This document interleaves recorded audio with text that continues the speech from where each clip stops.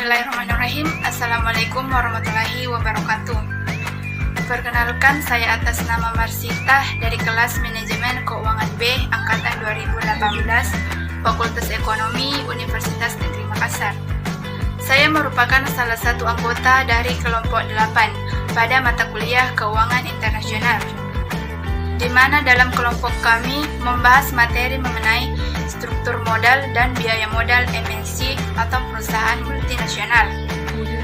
Akan tetapi, saya di sini akan berfokus untuk membahas materi mengenai definisi struktur modal, teori struktur modal, dan faktor-faktor yang mempengaruhi struktur modal itu sendiri. Pertama yang perlu kita ketahui yaitu apa sih yang dimaksud dengan struktur modal? Struktur modal adalah perbandingan atau imbangan hutang jangka panjang terhadap modal sendiri.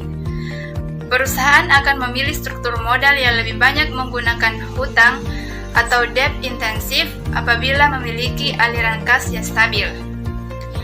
Berbicara mengenai debt intensif, ini berkaitan dengan salah satu pertanyaan yang diajukan kepada kelompok kami, yaitu jelaskan mengapa MNC menggunakan struktur modal yang debt intensif.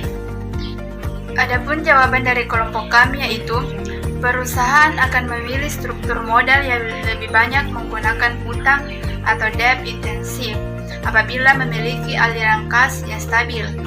Dalam hal ini, MNC dipandang memiliki aliran kas yang lebih stabil daripada perusahaan domestik, karena kegiatan operasinya terdiversifikasi di beberapa negara, sehingga struktur modal MNC dapat lebih debt intensif dari perusahaan domestik. Kemudian berbicara mengenai teori struktur modal.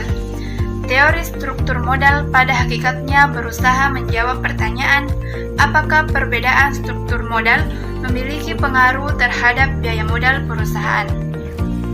Keputusan struktur modal relevan untuk dipertimbangkan jika memiliki pengaruh terhadap biaya modal, dan sebaliknya menjadi tidak relevan untuk dipertimbangkan jika tidak berpengaruh apa-apa. Perumusan teori struktur modal umumnya dimulai dengan mengasumsikan bahwa terdapat pasar modal yang sempurna. Selanjutnya, mengenai campuran sumber dana yang tepat dapat dikatakan sebagai struktur modal yang optimal.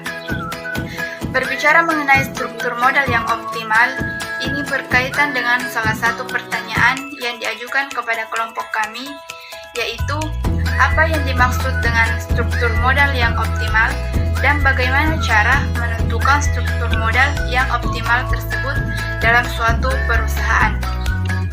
Adapun jawaban dari kelompok kami yaitu struktur modal yang optimal yaitu struktur modal yang meminimumkan biaya penggunaan modal dan memaksimalkan nilai perusahaan. Struktur modal yang optimal dapat ditemukan dengan menyeimbangkan antara penggunaan biaya dengan biaya kebangkrutan dan biaya keagenan yang disebut trade-off model.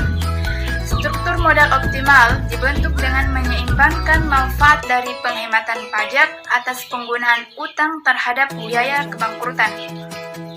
Penggunaan utang mengakibatkan peningkatan EBIT yang mengalir ke investor. Jadi semakin besar utang perusahaan, maka semakin tinggi nilai dan harga saham perusahaan. Materi selanjutnya yaitu mengenai teori-teori yang berkaitan dengan struktur modal. Dalam hal ini, terdapat beberapa teori, yaitu yang pertama, teori trade-off.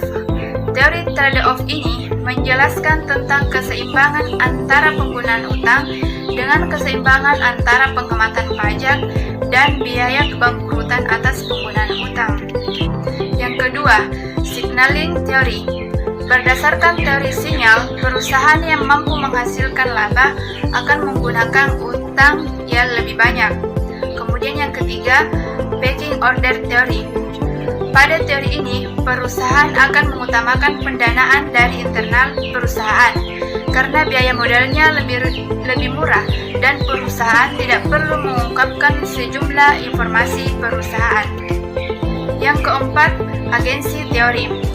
Pada teori ini menyatakan bahwa para manajer memiliki tujuan pribadi yang bertentangan dengan tujuan untuk memaksimalkan kekayaan pemegang saham perusahaan, sehingga hal ini bisa menimbulkan konflik antara manajer dengan pemegang saham perusahaan. Kemudian faktor-faktor yang mempengaruhi struktur modal.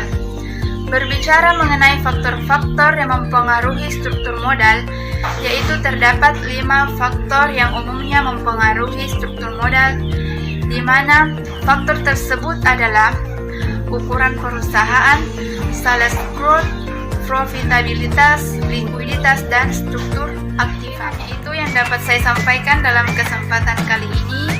Sekian dan terima kasih. Wassalamualaikum warahmatullahi wabarakatuh. Assalamualaikum warahmatullahi wabarakatuh. Perkenalkan, nama saya Nurhalisa Jibara, Prodi Manajemen Konsentrasi Keuangan, Universitas Negeri Makassar. Saya dari kelompok 8 mata kuliah Keuangan Internasional. Di sini saya akan membahas materi mengenai struktur modal dan biaya modal. Adapun poin-poin yang akan saya bahas yaitu yang pertama, faktor-faktor yang mempengaruhi struktur modal, yang kedua, komponen struktur modal, dan yang ketiga adalah keputusan struktur biaya modal MNC. Oke, langsung saja saya akan membahas mengenai materi ini. Yang pertama, faktor-faktor yang mempengaruhi struktur modal. Yang pertama, ukuran perusahaan. Ukuran perusahaan menggambarkan besar kecilnya suatu perusahaan yang ditunjukkan oleh total aktiva, jumlah penjualan, rata-rata total penjualan, dan rata-rata total aktiva. Jadi, ukuran perusahaan merupakan ukuran atau besarnya aset yang dimiliki oleh perusahaan. Dengan demikian, dapat disimpulkan bahwa besar kecilnya ukuran perusahaan akan berpengaruh terhadap struktur modal dengan didasarkan pada kenyataan bahwa semakin besar suatu perusahaan, ada kecenderungan untuk menggunakan jumlah pinjaman yang lebih besar. Faktor kedua yaitu sales growth. Sales growth merupakan rasio yang menggambarkan kemampuan perusahaan mempertahankan posisi ekonominya di tengah pertumbuhan perekonomian dan sektor usahanya. Suatu perusahaan yang memiliki growth positif mengindikasikan bahwa perusahaan tersebut dalam keadaan maju. Faktor yang ketiga yaitu profitabilitas. Profitabilitas menunjukkan kemampuan dari modal yang diinvestasikan dalam keseluruhan aktiva untuk menghasilkan keuntungan bagi investor. Menurut pecking order theory, profitabilitas berpengaruh negatif terhadap struktur modal. Semakin tingginya profitabilitas suatu perusahaan, maka akan cenderung tidak menggunakan hutang untuk membiayai investasinya. Hal ini disebabkan karena perusahaan dengan profitabilitas yang tinggi mempunyai dana internal yang besar. Menurut teori ini, perusahaan cenderung mempergunakan sumber pendanaan internal sebanyak mungkin sebelum memutuskan untuk berhutang. Faktor yang keempat yaitu likuiditas. Banyaknya faktor yang harus diperhatikan dan dipertimbangkan oleh manajemen dalam rangka mengatur masalah likuiditas secara efisien. Faktor-faktor tersebut yang diantaranya yaitu yang pertama, cost of external financial, yaitu faktor yang berhubungan dengan biaya yang harus dikeluarkan perusahaan jika menggunakan dana dari luar. Yang kedua yaitu cash flow uncertainty, ketidakpastian arus kas yang diterima perusahaan. Dan yang ketiga yaitu current and future investment opportunity, yaitu kesempatan investasi yang dimiliki perusahaan baik saat ini maupun di waktu yang akan datang. Dan yang terakhir yaitu transaction demand of liquidity, yaitu kebutuhan kas untuk transaksi. Menurut pecking order theory, perusahaan yang mempunyai likuiditas yang tinggi akan cenderung tidak menggunakan pembiayaan dari hutang. Hal ini disebabkan karena perusahaan dengan tingkat likuiditas yang tinggi mempunyai dana internal yang besar, sehingga perusahaan tersebut akan lebih menggunakan dana internalnya terlebih dahulu untuk membiayai investasinya sebelum menggunakan pembiayaan eksternal melalui hutang. Nah, menurut pecking order theory ini, perusahaan dengan aset liquid yang besar dapat menggunakan aset ini untuk berinvestasi. Nah, faktor yang terakhir yaitu struktur aktiva. Struktur aktiva mencerminkan dua komponen aktiva secara garis besar, yaitu aktiva lancar dan aktiva tetap. Aktiva lancar adalah uang kas dan aktiva-aktiva lain yang dapat direalisasikan menjadi uang kas atau dijual atau dikonsumsi dalam satu periode akuntansi yang normal. Sedangkan aktiva tetap adalah aktiva berwujud yang diperoleh dalam bentuk siap pakai atau dibangun lebih dahulu digunakan dalam operasi perusahaan, tidak dimasukkan untuk dijual dalam rangka kegiatan normal perusahaan dan mempunyai masa. Menurut trade-off teori, sebuah perusahaan yang mempunyai struktur aktiva yang tinggi mempunyai hutang yang besar pula, karena mempunyai sejumlah aset yang besar pula sebagai jaminan hutang. Struktur aktiva menggambarkan sebagian jumlah aset yang dapat dijadikan jaminan bagi keamanan kredit. Selanjutnya yaitu komponen-komponen yang ada dalam struktur modal. Yang pertama yaitu hutang jangka panjang. Menurut Sunjata dan Berlian, hutang jangka panjang merupakan salah satu dari bentuk pembiayaan jangka panjang yang memiliki jatuh tempo lebih dari 1 tahun. Biasanya terdiri dari 5-20 tahun. Menurut Sunjata, beberapa hal yang menjadi pertimbangan manajemen sehingga memilih untuk menggunakan hutang adalah sebagai berikut. Yang pertama, biaya hutang terbatas. Yang kedua, hasil yang diharapkan lebih rendah daripada saham biasa. Dan tidak ada perubahan pengembalian atas perusahaan bila pembiayaan memakai hutang. Dan yang terakhir, pembayaran bunga merupakan beban biaya yang dapat mengurangi pajak. Komponennya yang kedua yaitu modal sendiri. Menurut Sunjata, modal sendiri adalah dana jangka panjang perusahaan yang disediakan oleh pemilik perusahaan atau pemegang saham yang terdiri dari berbagai jenis saham, yaitu saham preferen dan saham biasa serta laba ditahan. Ada 2 sumber utama dari modal sendiri, yaitu berasal dari modal saham preferen dan modal saham biasa. Saham preferen memberikan para pemegang sahamnya beberapa hak istimewa yang menjadikannya lebih senior atau lebih diprioritaskan daripada pemegang saham biasa. Oleh karena itu, perusahaan tidak memberikan saham preferen dalam jumlah yang banyak. Adapun beberapa keuntungan penggunaan saham preferen bagi perusahaan, yaitu saham preferen mempunyai kemampuan untuk meningkatkan pengaruh keuangan, saham preferen lebih fleksibel dan dapat digunakan dalam restrukturisasi perusahaan, merger, pembelian saham oleh perusahaan dengan pembayaran melalui hutang baru. Yang kedua, bersumber dari modal saham biasa. Pemegang saham biasa sering juga disebut sebagai pemilik residual, karena mereka hanya menerima sisa setelah seluruh tuntutan atas pendapatan dan aset telah dipenuhi. Ada beberapa keunggulan pembiayaan dengan saham biasa bagi kepentingan manajemen atau perusahaan. Yang pertama, saham biasa tidak memberi dividen tetap. Yang kedua, saham biasa tidak memiliki tanggal jatuh tempo. Dan yang ketiga, pengembalian yang diperoleh dalam saham biasa dalam bentuk keuntungan modal merupakan objek tarif pajak penghasilan yang rendah. Nah, materi yang terakhir yaitu keputusan struktur biaya modal MNC. Keputusan struktur modal MNC mencakup pemilihan pembiayaan modal atau ekuitas untuk seluruh anak perusahaan. Oleh karena itu, struktur modal keseluruhan akan merupakan kombinasi dari seluruh struktur modal anak perusahaan. Perusahaan multinasional memahami adanya kompensasi antara menggunakan hutang dan menggunakan ekuitas untuk membiayai operasinya. Seluruh struktur modal perusahaan multinasional secara esensial merupakan kombinasi antara struktur modal dari tubuh induk dan anak perusahaan. Keputusan struktur modal melibatkan pilihan pendanaan hutang versus ekuitas dan dipengaruhi oleh karakteristik perusahaan dan karakteristik negara. Dalam struktur modal perusahaan multinasional jelas akan berbeda dengan struktur modal perusahaan domestik, di mana keuntungan perusahaan multinasional bisa memanfaatkan utang yang lebih banyak sehingga bisa menurunkan biaya modal. Sedangkan dalam perusahaan domestik, kenaikan utang akan mempercepat kebangkrutan.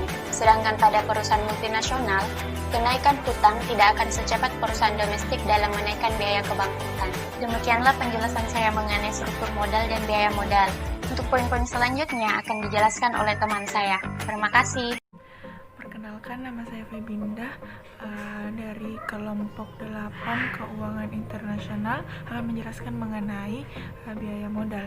Adapun biaya modal atau cost of capital adalah biaya real yang harus dikeluarkan oleh perusahaan untuk memperoleh dana yang baik berasal dari hutang, saham preferensi, saham biasa, dan laba ditahan untuk mendanai suatu investasi atau operasi perusahaan. Penentuan besarnya biaya modal ini dimaksudkan untuk mengetahui berapa besarnya biaya real yang harus dikeluarkan perusahaan untuk memperoleh dana yang diperlukan. Adapun fungsi biaya modal terkait dengan pajak yang dikenakan pada perusahaan. Biaya modal yang dikenakan pada modal pinjaman berbeda dengan biaya modal dari modal sendiri. Konsep perhitungan biaya modal didasarkan pada perhitungan sebelum pajak atau before tax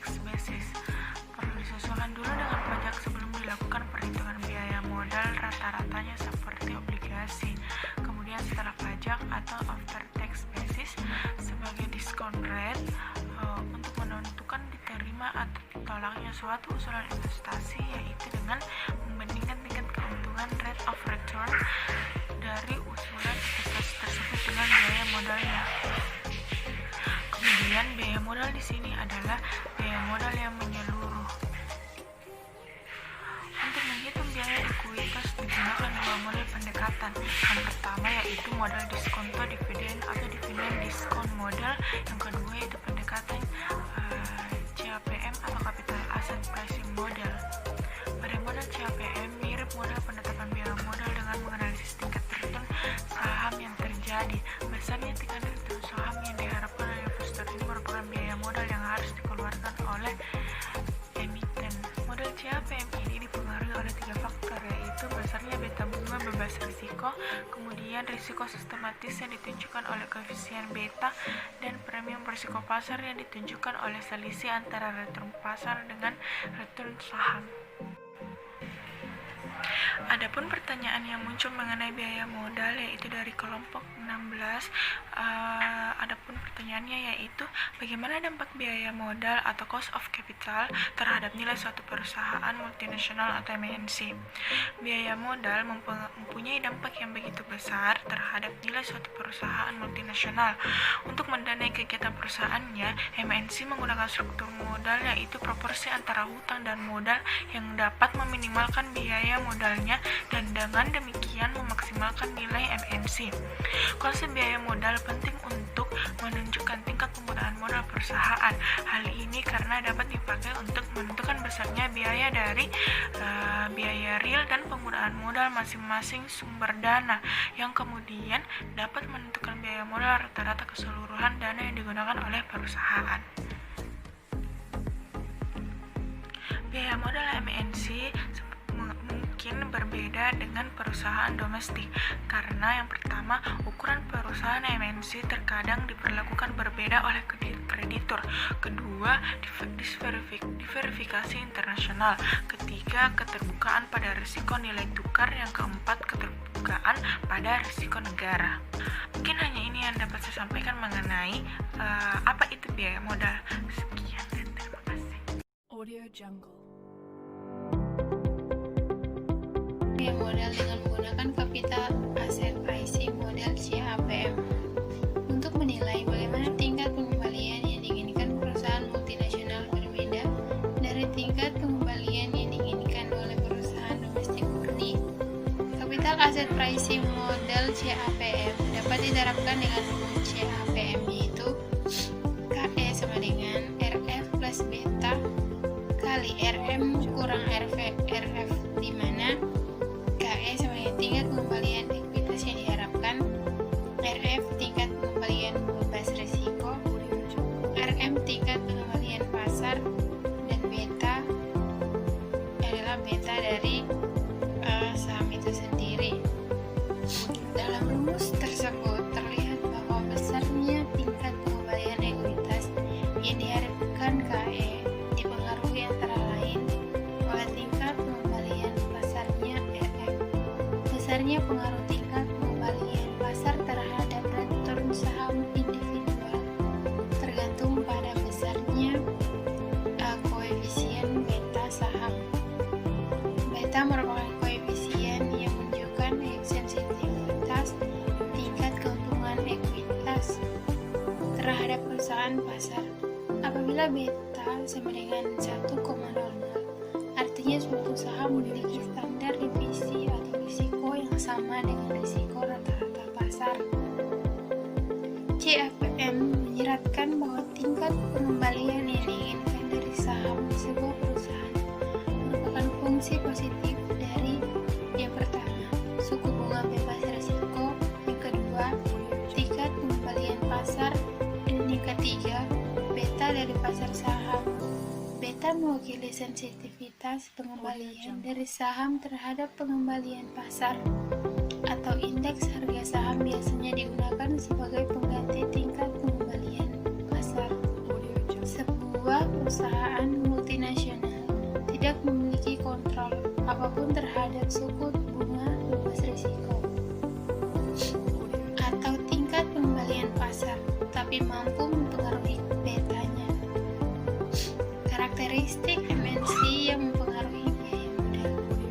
Yang pertama, besar perusahaan. Pihak kreditur akan memberikan tarif istimewa kepada direktur yang meminjamkan uang dalam jumlah besar. Yang kedua, akses ke pasar modal internasional.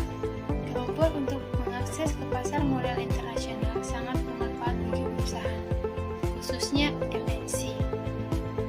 Diversifikasi internasional. MNC berbeda dengan perusahaan domestik karena jaringan MNC sudah terdiversifikasi di beberapa negara, di mana akan lebih tahan menghadapi perusahaan situasi yang tidak menguntungkan di suatu negara. Yang keempat, pemberian keistimewaan pajak. Beberapa negara yang memberikan keringanan pajak atau baik pembebasan pajak selama kurun waktu tertentu kepada perusahaan asing. Yang kelima, risiko valuta asing. Fluktuasi kurs valuta asing dapat mengakibatkan variabilitas aliran kas MNC lebih besar dari perusahaan domestik. Dan yang terakhir, risiko negara. Perusahaan anak MNC yang ada di luar negara atau negeri menghadapi risiko dinasionalisasi oleh pemerintah. Demikian materi yang terakhir.